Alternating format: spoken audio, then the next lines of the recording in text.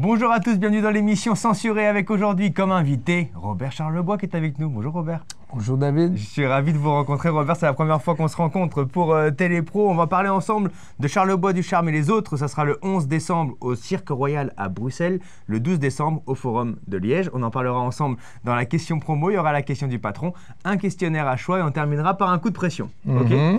Devant vous, il y a un buzzer. Ce buzzer sert à passer une question. Si une question ne vous plaît pas, vous n'avez pas envie de répondre... Un joker, boum. Un joker, effectivement. Vous avez le droit à un joker pendant dans toute l'émission. Exactement, un joker. Mais si vous appuyez sur le buzzer, vous allez devoir tirer une carte au hasard, action positive ou action négative. Ok? On est bon pour les règles? On est bon, c'est pas trop compliqué. Allez, c'est parti, voici la question promo.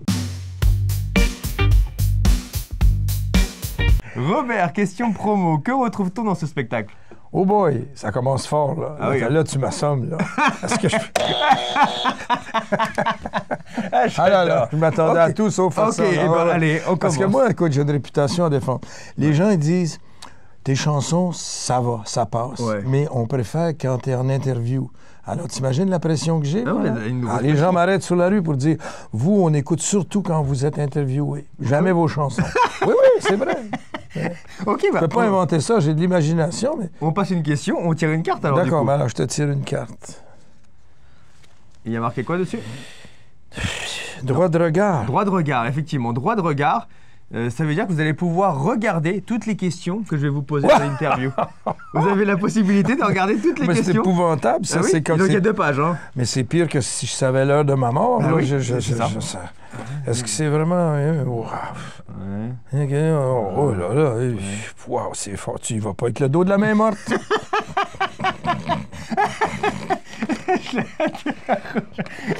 Oh boy, je m'attendais à tout sauf à ça. Oh là là, oh boy.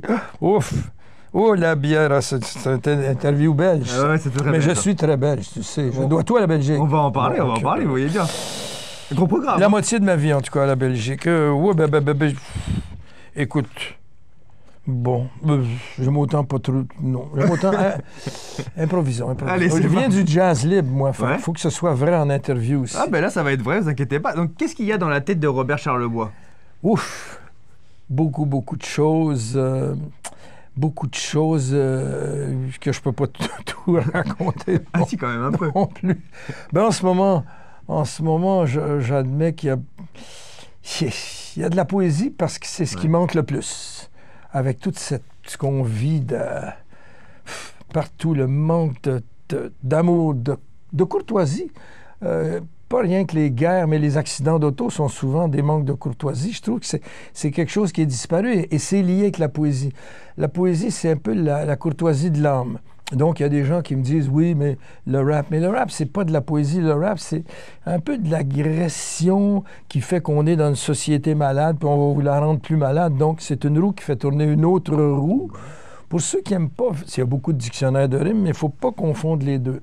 Et je pense que le rap, bon, ça peut servir à véhiculer de la haine, mais pour la poésie et pour l'amour, je pense que c'est ce dont on a besoin en ce moment. Et moi, j'adore collaborer toute ma vie avec d'autres poètes. Et c'est ce que j'ai dans la tête en ce moment. C'est encore des nouvelles chansons, parce que j'aime beaucoup, comme Taylor Swift, faire des chansons, sortir de mon setlist. Puis pour aller plus loin qu'elle, des fois, je fais des chansons qui sont même pas finies. Parce qu'elle a fait des chansons nouvelles. Tu sais, je suis toujours un peu en avance sur elle. Donc, t'es un peu plus novateur que Taylor Swift. Oui, j'espère. À la limite, depuis qu'elle était à maternelle. Mais j'ai fait du folklore puis du country toute ma vie comme elle aussi. Mais tu te considères comme un poète?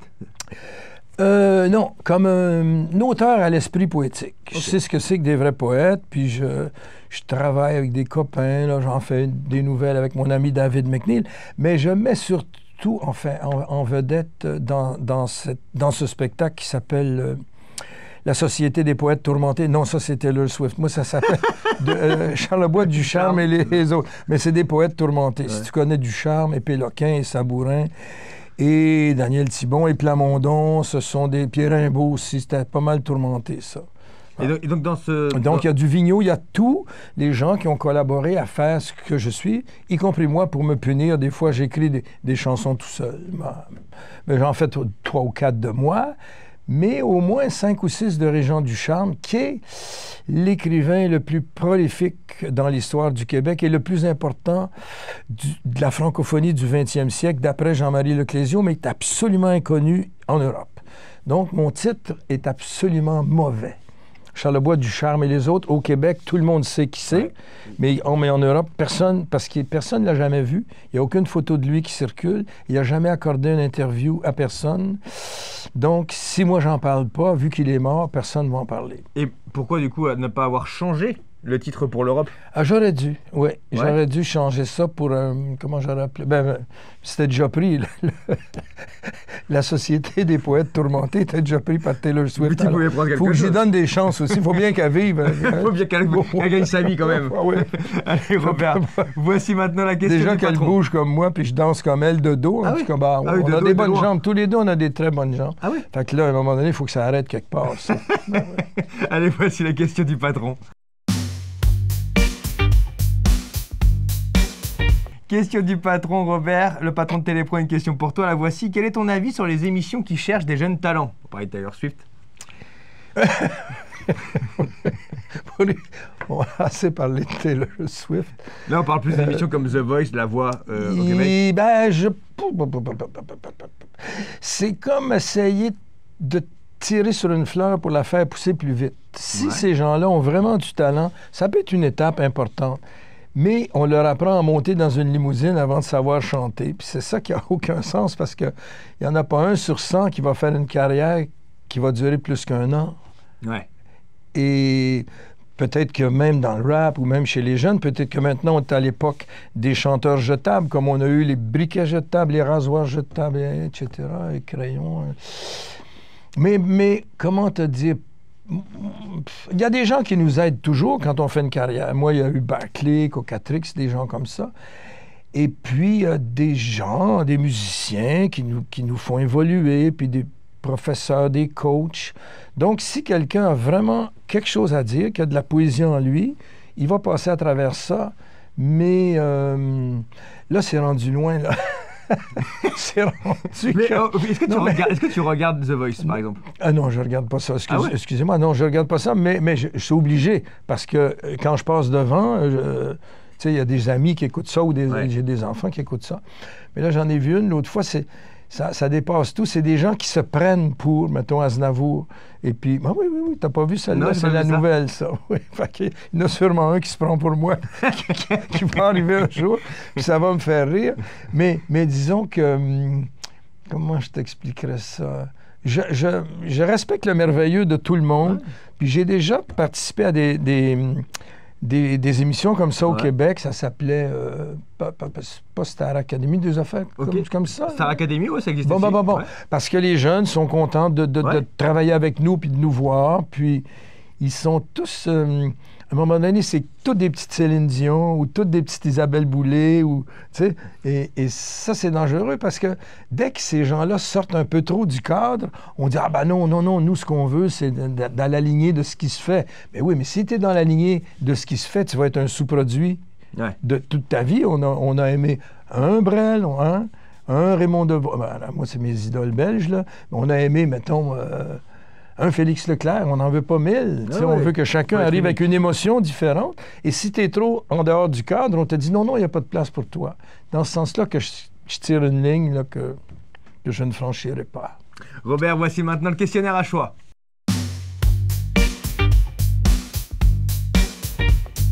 Je vais te proposer des noms ou des mots, tu vas me dire ce que ça évoque pour toi. D'accord? Si je te dis Sergio Leone.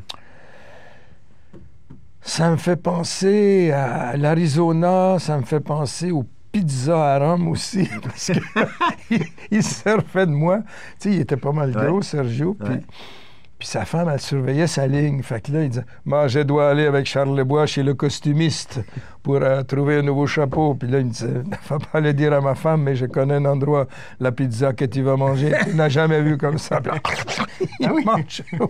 Moi, j'étais une espèce de complice. Et donc, il savait se tenir à table. Il m'a appris beaucoup de choses.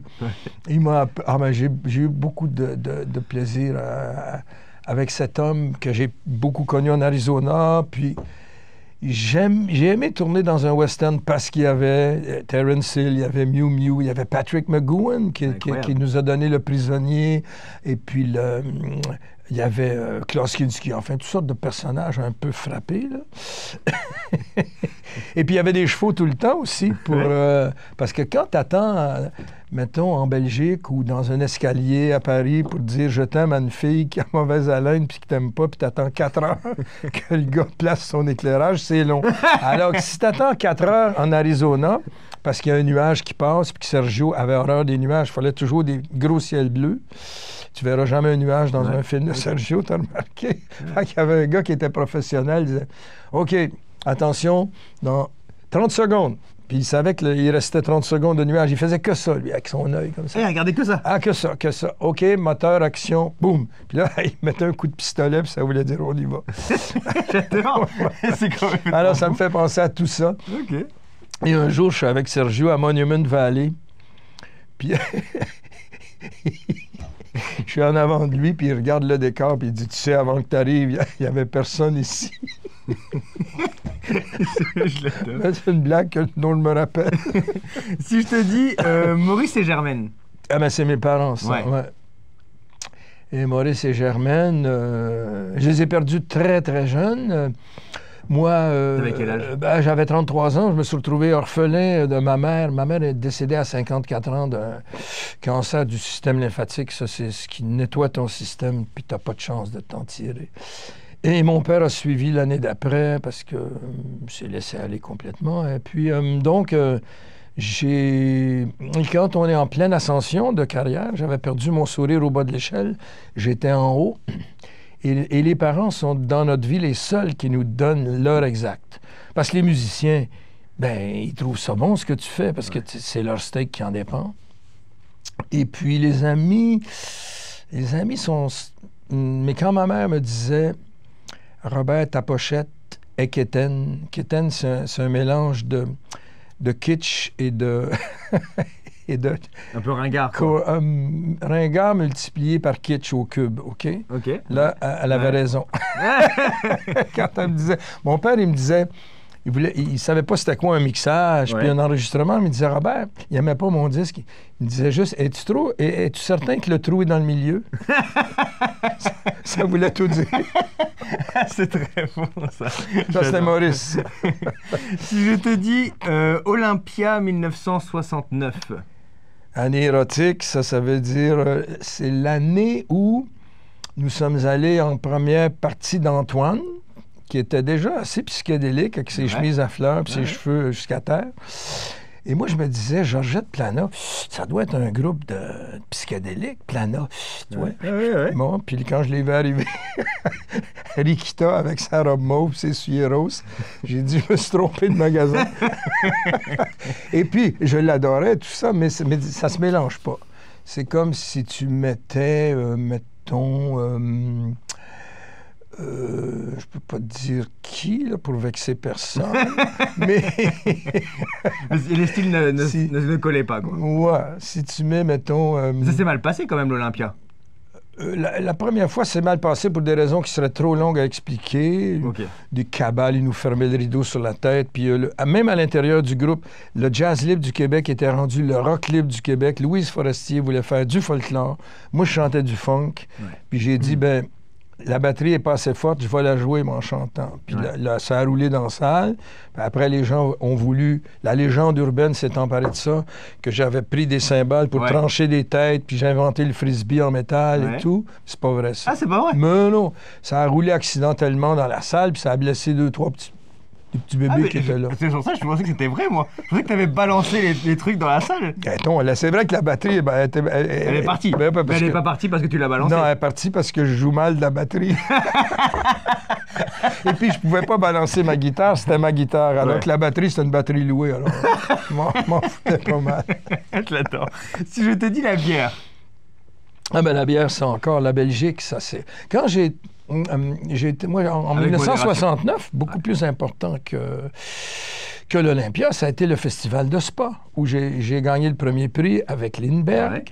et qu'il y avait une dame dans la salle qui dit « Ah, mais je représente la principauté de Monaco, son Altesse adore Lindbergh, si vous voulez venir en première partie de Johnny Hallyday », qui lui-même faisait la première partie d'Annie Cordy, je crois. Ah oui. Et puis c'est là que c'est les Belges qui m'ont mis le pied à l'étrier. Merci Spa. Donc 69 pour moi, c'est Spa. OK. Ouais. Et donc la bière, c'est quelque chose que... Mais la bière, là, dans notre pays? attends. Moi, je disais aux Belges, mais vous savez, la bière, vous ne connaissez pas ça. Nous, au Québec, on a de la Labatt, de la Molson. T'es mal tombé, là. Il me faisait, oui, je suis très mal tombé. Puis il me faisait découvrir des merveilles auxquelles je n'avais pas accès, comme les premières bières blanches de Pierre Silis, là, la Hoegaarden, puis les Orval et toutes ces merveilles. Puis je me disais, mais ça goûte la pharmacie. Mon palais n'était pas formé à ça. Et après, quand j'ai découvert ça, là aussi, je dois beaucoup à la Belgique parce que j'ai eu un brasseur qui s'appelait Gino Ventigam qui est venu au Québec.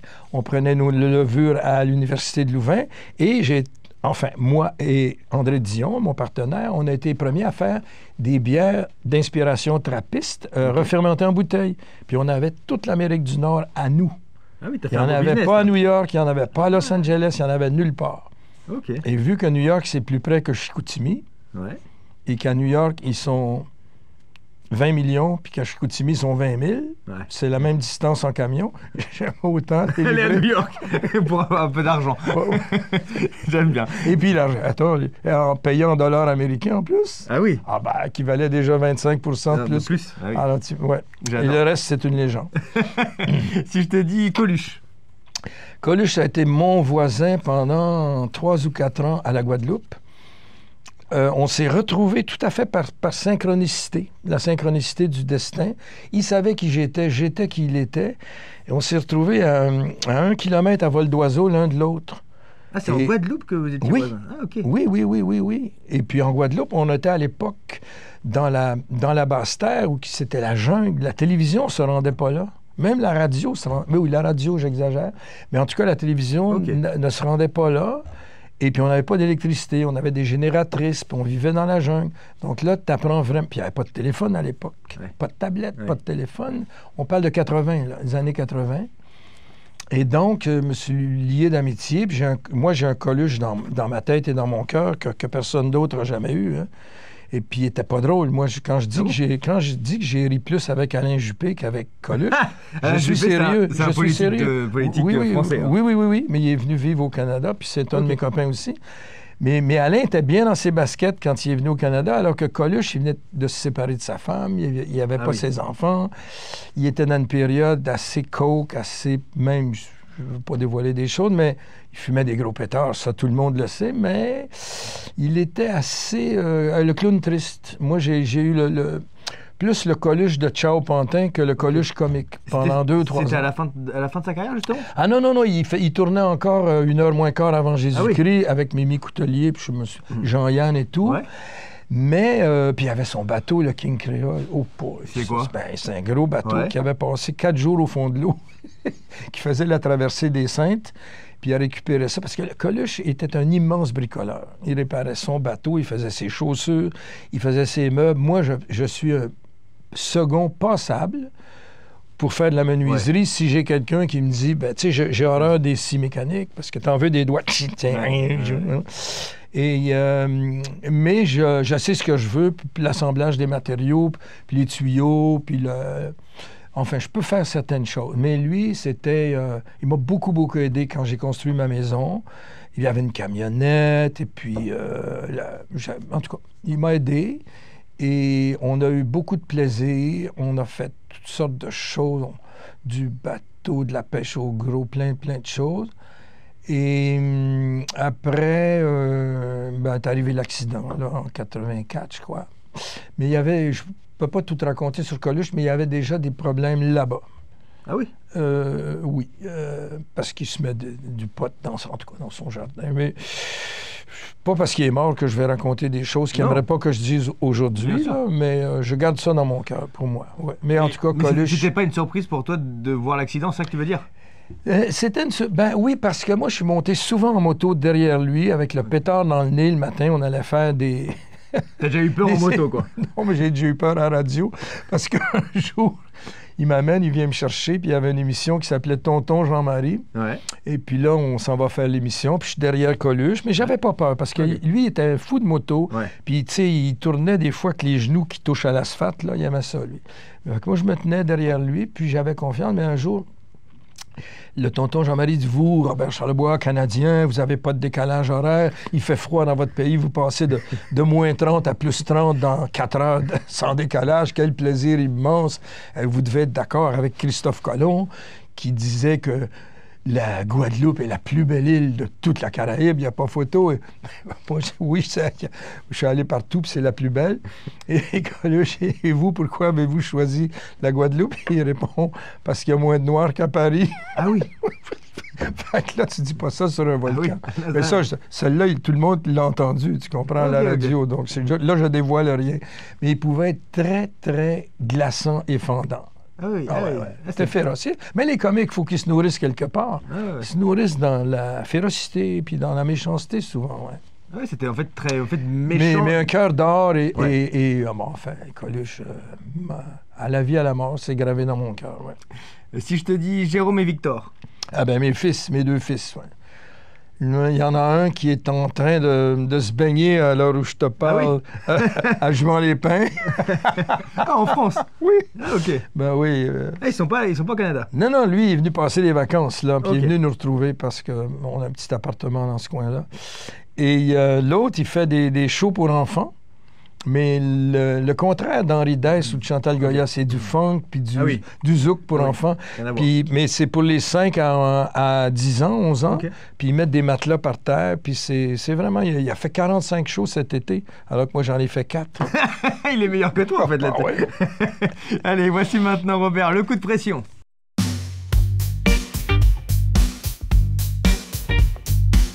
Coup de pression, Robert. Voici la question. Est-ce que l'époque actuelle te plaît? Ou est-ce que tu as un regret du XXe siècle? Ah, le XXe siècle, j'ai adoré, moi. L'époque actuelle me plaît... J'ai l'impression que tu as préféré vivre dans les années, justement, 80, 70, que maintenant, en fait. Ben, les années 70, c'est que tous les musiciens qui ont traversé ça ont comme pas inventé, mais ont eu...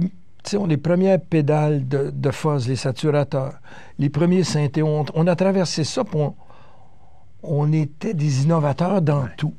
Après, c'est devenu... Bon, il y a eu les Beatles, Police... Après ça a été comme un partout pendant des années. Après, le rap, bon, ben moi, c'est pas ma tasse de thé, je respecte ça. Et... pour faire chier les parents, c'est extraordinaire, le rap. Moi, ce que je préfère dans le rap, c'est quand ça s'arrête.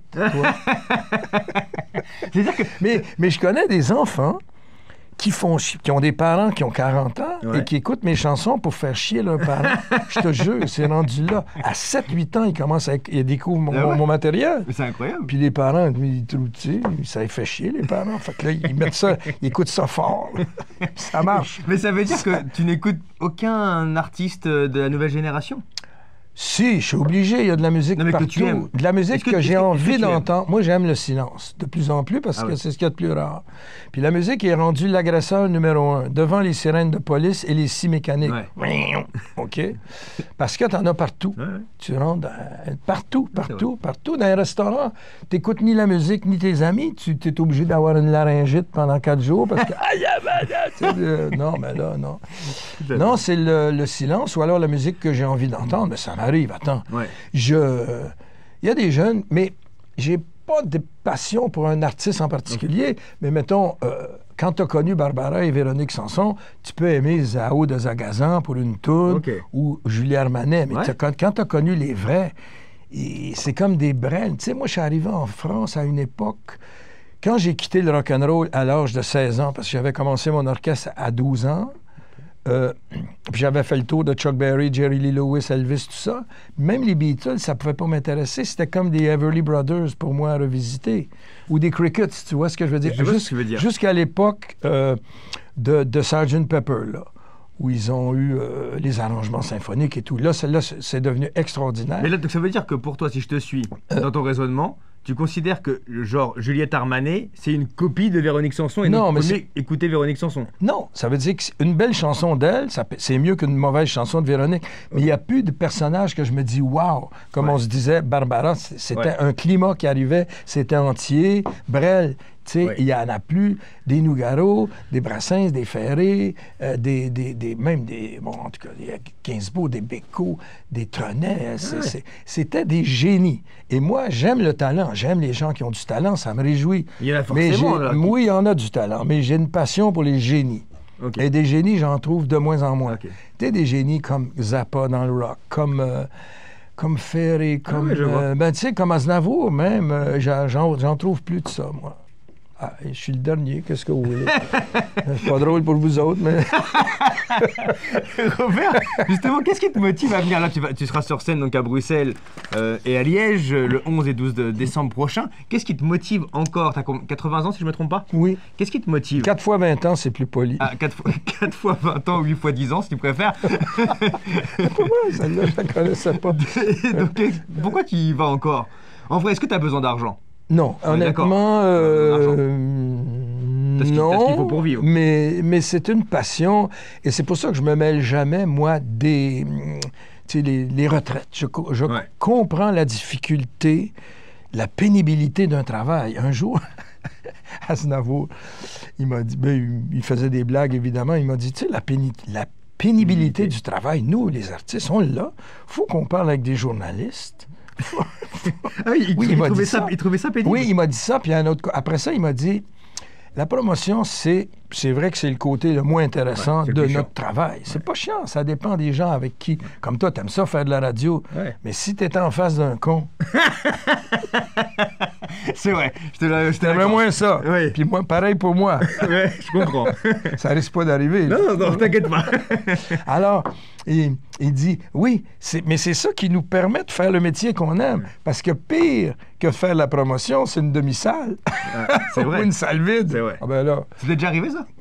Vide, non. Non, jamais. Non. Ben, vide, peut-être quand j'ai commencé... Non, je pense pas. Il y avait au moins 8 personnes. Il y avait au moins la famille. Il y avait au moins la famille qui était là pour applaudir, c'est ça? Mes sœurs et puis leurs copines. Donc, ce qui te motive, c'est vraiment la passion de la scène, alors? La passion de la scène, et Duke Ellington disait, même la semaine d'1 heure par semaine sera toujours trop longue pour celui qui n'aime pas ce qu'il fait. Et ça dit beaucoup, ça. Duke Ellington, pianiste. Ah oui, et donc, oui, c'est une passion. Tu vas pas arrêter. Là, j'ai découvert l'orchestre symphonique. J'admets que c'est le jouet suprême pour un musicien, puis je voudrais vieillir comme Frank Zappa à un moment donné, quand il a commencé à faire de la musique symphonique ou décaphonique, il a mis le rock de côté. Moi, je veux pas mettre le rock de côté, et ça sera pas symphonique à Liège ou à Bruxelles. Ça va être la Société des poètes tourmentés, tous ceux qui m'ont aidé dans ma vie, puis à Mondon, j'ai fait des chansons avec beaucoup de monde, j'en ai fait que je suis en train de faire avec David McNeil. J'en fais moi-même aussi pour me punir des fois et je fais mes propres textes. Pas beaucoup, mais c'est... Ça veut dire que c'est pas ta dernière tournée? Non, mais ça veut peut-être dire que je serais dû pour une année sabbatique. OK, donc c'est une année tranquille. Une seule année, après on te retrouvera. Oui, après on va avoir encore plus de plaisir. Mais j'ai commencé cette série de concerts symphoniques et j'aimerais bien venir en faire ici parce que maintenant que les arrangements sont faits, je pèse sur un bouton puis les arrangements arrivent après nous. Mais ici, il y a une espèce de snobisme dans la musique symphonique. Au Québec, de toute façon, je suis un compositeur classique. Toute œuvre qui a plus de 50 ans, d'après mon petit Robert à moi, c'est du classique. C'est le petit Robert Charlebois. Attention, tu parles à un compositeur classique, là. Tu parles pas à un vieux chanteur. Tu vois-tu l'attitude? Ton attitude a changé. Je t'ai vu dans ton œil tout de suite. Oui, j'ai changé. Il faut qu'on refasse une interview, je pense. Parce que là, moi, je me suis trompé. Je me suis dit, tiens, c'est un vieux chanteur, mais non, pas du tout. C'est un chanteur classique. T'as atterri, là. Robert, on te retrouve le 11 décembre au Cirque Royal à Bruxelles, le 12 décembre au Forum de Liège, avec ton énergie. C'est un vrai bonheur, vraiment, parce que là, tu nous as régalé pendant l'interview. Merci beaucoup, Robert. Et attends de voir mes musiciens, toi. Ils sont plus drôles que moi.